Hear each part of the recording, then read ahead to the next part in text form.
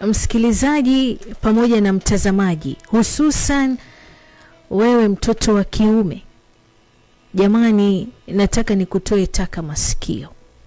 Sawa Kwa sababu mambo ni mengi mnapokuwa pale kwenye 6 kwa 6 bedini, mnapokuwa mnavumbulana. So fanya makini sana mwanamume unapokuwa na mpenzi wako chumbani, hususan ule wakati wa kuvumbulana. Katika mshamsha zenu, mara umemsimamisha, umemuinamisha, umemlaza, umemsimamisha, alafu mwanamke yeye mwenyewe akaja juu, bimaana yani akakalia mchuma. Sawa Ujue huyo mwanamke anataka kujifikisha kileleni, kwa sababu mwanamke yeyote, ama nikwambie kwamba wanawake wingi huwa wanafika kileleni wakiwa wanakuna nazi. Ule muda ambaye amepanda pale kwenye kibao cha mbuzi. Zingatia kibao cha mbuzi hapa. Sawa amepanda, alafu anakuna nazi taratibu, mwenyewe anakuambia, mume wangu, hizi nazi leo nataka nikupikie wali, nataka nikupikie mchicha, nataka nikupikie sima, nataka pole pole. Na wewe kama mtoto wa kiume, ukiona mwanamke wako amepanda juu ya kibao cha mbuzi anakuna nazi, tafadhali tena tafadhali sana msaidie ili aweze kufika kileleni, kwa sababu nyinyi wanaume mnadhani kwamba mwanamke anafika kileleni kwa sababu tu uume uko ndani ya kipochi manyoya. Hapana. Sasa leo na watobolea siri. Unaijua pubic bone? Mfupa wa kinena. So pale kwenye uume kuna mfupa wenye ambao yule mwanamke ndio sasa yeye hujisugulia huo mfupa. Kama unaijua pubic bone, basi mwanamke huwa anatumia pubic bone kujisugulia kwenye kipochi manyoya ndio aweze kufika kileleni. Wala usidhani ni uume wako ndio unamfikisha kileleni, la. Kwa sababu imethibitishwa ya kwamba 75% of married women ambao wapo kwenye ndoa hawafiki kileleni kwa sababu ati uume uko ndani ya kipochi manyoya. La hasha wakala. Anafika kileleni kwa kuchezewa tu pale juu kwenye kipochi manyoya. Sasa utaangalia wewe, utampiga mnyonyo, utamuingiza, utacheza na vidole, utacheza na uume kichwa pale, ili mradi afike kileleni. So same applies kwa mwanamke ambaye ameketi juu ya uume na anakuna nazi. Yani natamani hata ingekuwa naweza kuwafanyia vile mwanamume anafaa kuwa, iwapo mwanamke ameketi juu ya uume. Yani unafaa kujistretch, ujienue juu kama kujibenua fulani hivi, ile hiyo pubic bone ipate kujitokeza, ndio yule mwanamke apate kujisugua vizuri kwenye kipochi manyoya, afike kileleni. Sijui kama unanielewa. Na wala sio kwamba uume wako unaweza kumfikisha kileleni, hapana.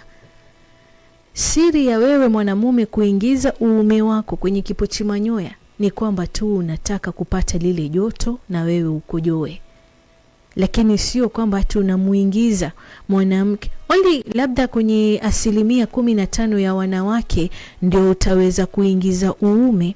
Ufanye nini? Umfikishe kileleni uume ukiwa uko ndani.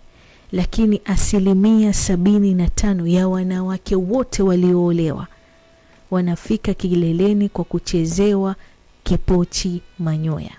Wewe mwanamume, kuingiza uume wako ni ili upate lile joto, ni ili upate kule kufinyiwa kwa ndani, ndio na wewe uweze kufika kileleni upate kukojoa.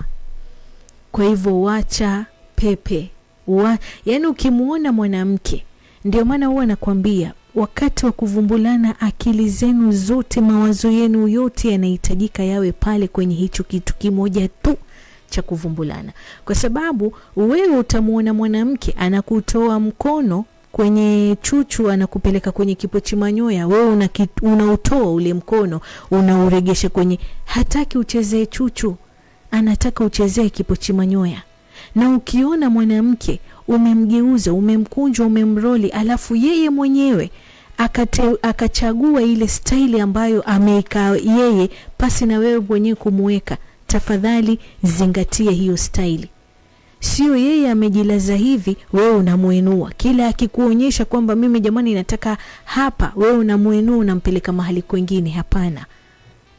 Kwa sababu amechagua huo mkao, kama ni kukaa kwenye uume, kama ni spooning, unaelewa spooning ni ile mwanamke yuko mbele, mwanamume yuko nyuma, unaelewa. So kuna zile style ambazo mwanamke mwenyewe amenotice mwili wake, akausoma mwili wake, akajua kwamba katika hizi style zote mume wangu anazonifanyia, hii moja ndio inanisaidia na kunifikisha mimi kileleni. Sasa na wewe mwanamume pia unafaa kuzingatia hilo. Usiwe selfish, usiwe mbahili, usiwe yani mbinafsi kwamba unataka utosheke wewe tu peke yake, yule mwenzako ukamwacha peke yake. Sijui kama tunaelewana. Kwa hivyo wewe mkunje utakavomkunja, mroli utakavomroli, muinamishe, msimamishe. Mara umemchukua ukamtia chini ya kitanda, ukaona havitoshi, ukamchukua ukamtia kwenye dari uko juu, ukamwambia shika dari ili mradi alewelewe, ukamvumbula shibe yako. Ikifika wakati wa mwanamke kujiweka ile nafasi ya mastaili anayoitaka, basi na wewe umfanyie vile anavyotaka, kwa sababu ndio wakati wake wa kufika kileleni. Na mwanamke mwenzangu unainisikiliza, lakini pia unainitizama, katika staili zote ambazo mwanamume wako itakuwa amekuweka, ukaona kuna moja ambayo hii ndio inanisaidia mimi kufika kileleni, mama, kanyagia hapo hapo. Atakurusha juu, akushukishe chini, asogeze kitanda, lakini mwisho wa siku mwambie ile staili unayoitaka wewe, ili na wewe ufike kileleni, asikose kukuweka. Ndio raha ya kuvumbulana. Na leo, siku ya leo, na wavulia kofia wanaume wote ambao sio wa binafsi. Mbinafsi hapa na maanisha kwamba hamuingilii mwanamke kabla hajamtayarisha. Anajua wapi pa kunyonya, anajua wapi pa kupiga msondo, anajua wapi pa kuramba, anajua wapi. Yani anamchezea yule mwanamke kwenye dakika 25 mpaka 30. Yani mpaka yule mwanamke mwenyewe yuko tiki tiki, hawezi tena, mpaka yani analia kabisa, anataka tu umvumbule. Huyo ndio mwanamume anayejua kazi yake kitandani. Pili, hawezi kukojoa mpaka hakikishe mwanamke wake amekojoa, kama sio mara moja basi mara mbili. Huyo ndio mwanamume ambaye si binafsi, anajua kazi yake inayompeleka kitandani. Mwanamume ambaye si binafsi akikojoa tu, hatogeuka uambazani ama kumpatia mwenzake mgongo. Lazima kuna kule kuzungumza baada. Japo ya wanaume wengi huwa wakimaliza kuvumbulana wao wanataka kulala tu na kupumzika, tofauti na mtoto wa kike. Mwanamke huwa anataka kuzungumza, anataka kulizungumzia lile tendo, tofauti na mwanamume. Mwanamume yeye huwa anataka kulala tu, kupumzika. Lakini jikaze sana, kwa sababu wewe sio mbinafsi.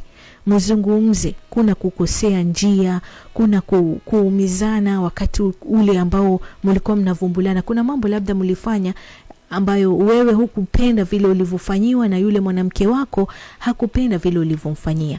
Kurekebishana kwenye mapenzi ni jambo la kawaida na sio la aibu, ila tu munafaa kutumia lugha ambayo ni ya kimahaba, ni ya kimapenzi, kiasi cha kwamba neno nitakalokuambia halitokuudhi wala kukera.